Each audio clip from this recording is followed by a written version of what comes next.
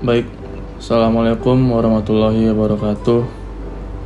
Alhamdulillah, pada kesempatan kali ini saya dapat melanjutkan materi terkait Vue.js yang bicara mengenai JavaScript.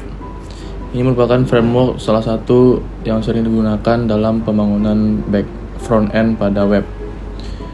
Pada materi kali ini saya akan membahas mengenai Vue Router. Apa itu Vue Router? Vue Router adalah official routing library untuk Vue.js yang memungkinkan pengguna membangun SPA atau Single Page Application dengan mengubah tampilan atau komponen tanpa perlu merefresh halaman browser. Itu analoginya seperti web itu tidak perlu mengirim permintaan ke server untuk meminta perpindahan halaman, akan tetapi dalam menggunakan Vue Router itu dapat berubah di dalam satu browser. Selanjutnya, konsep dasar Vue Router yang pertama ialah client-side routing, yaitu navigasi antar halaman terjadi di browser tanpa perlu request ke server. Seperti yang saya bilang tadi, saat pengguna menginputkan permintaan, ini tidak perlu mengirimkan instruksi kepada server. Akan tetapi, Vue Router dapat menyelesaikan permintaan ini dengan sendirinya. Selanjutnya yaitu komponen sama dengan halaman. Itu seperti setiap halaman direpresentasikan sebagai komponen dalam Vue. Maksudnya itu ialah di dalam folder Vue itu terdapat beberapa folder-folder lagi yang lebih utamanya itu tentang src atau source.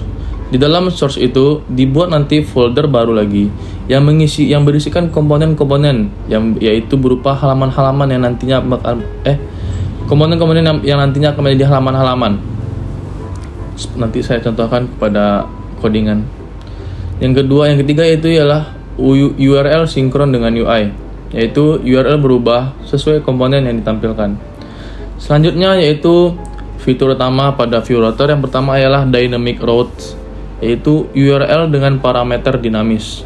Selanjutnya nested routes atau biasa kita sebut dalam bahasa dunia IT nested yang berarti berulang atau rute bersarang, layout parent atau layout komponen induk ke komponen anak. Selanjutnya yaitu navigation guards, yaitu kontrol akses sebelum atau sesudah navigasi. Selanjutnya lazy loading, yaitu load komponen saat dibutuhkan.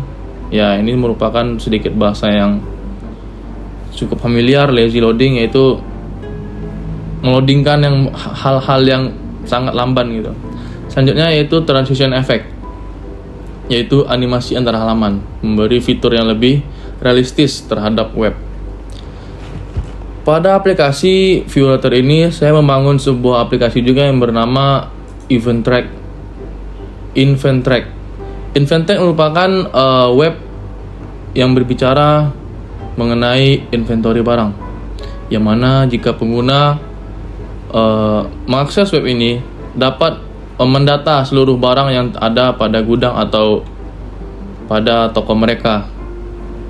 Nah, ini merupakan UI yang saya rancang, yang mana di sini juga saya aplikasikan penggunaan Vue Router, yang mana nanti pada setiap sidebar yang ada berisikan menu ini dapat berpindah halaman tanpa harus mengirimkan permintaan kepada browser.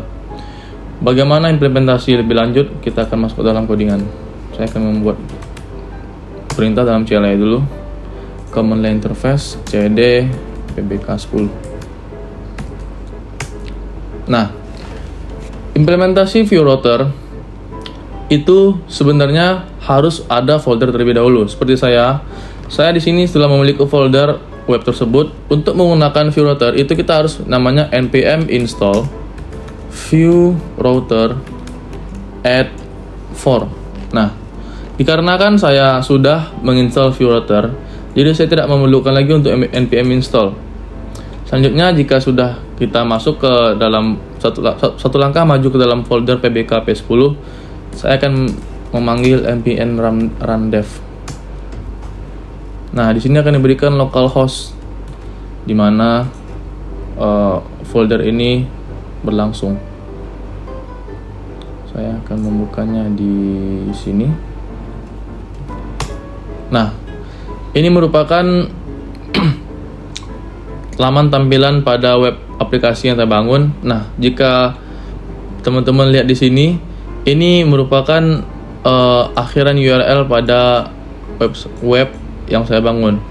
Nah, jika teman-teman lihat, router itu bekerja di sini. Jika saya pindah ke tab menu barang masuk, localhost ini akan tetap statis. Akan tetapi sambungan dari localhost ini berubah-ubah seiring saya pindahkan ke tab menu yang lain. Akan tetapi fundamental atau laman dasar yang pada web ini tidak berubah. Itulah contoh implementasi view router pada web tersebut. Jika teman-teman bisa lihat, jika saya klik barang keluar, barang masuk, stok barang, kategori, supplier dan lain-lain, itu tidak berubah. Nah, jika kita lihat atau kita bedah dalam codingan, nah, ketika kita sudah tadi saya sebutkan npm install view router, nantinya kita langkah pertama untuk membuat router ialah kita harus membuat folder router terlebih dahulu. Di dalam folder router kita harus membuat index.js.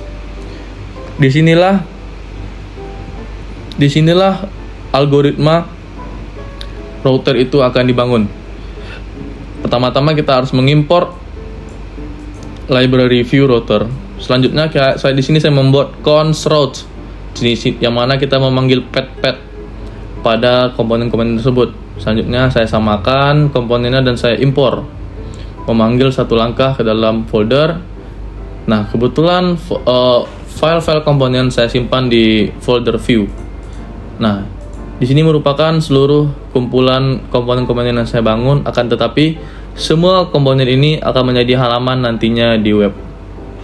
Dan setelah saya bangun, setelah saya rancang, kita panggil menggunakan pet di dalam router index.js. Kita import, maju satu langkah ke dalam folder, satu langkah ke folder view, dan satu langkah masuk ke file kategori .view. Selanjutnya, implementasi router yang kedua ialah kita di dalam app.view juga harus, di sini yang merupakan canvas atau laman utama, laman pada web kita nantinya jika kita menggunakan Vue.js. Jika kita menggunakan router, kita harus memanggil tag elemen ini, router.view. Ini merupakan tag elemen yang nantinya berisikan main konten kita terhadap aplikasi web. Selanjutnya router.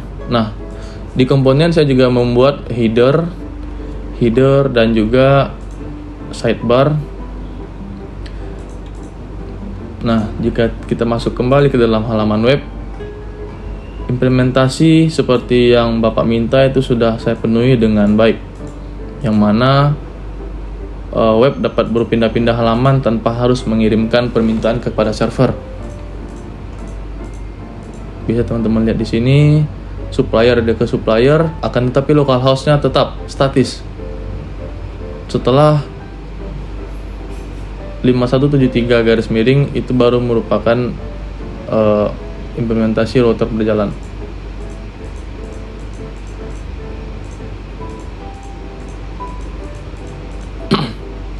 Oke, baik. Cukup sekian materi yang dapat saya sampaikan. Lebih dan kurang mohon dimaafkan. Wabillahi taufiq wal hidayah. Assalamualaikum warahmatullahi wabarakatuh.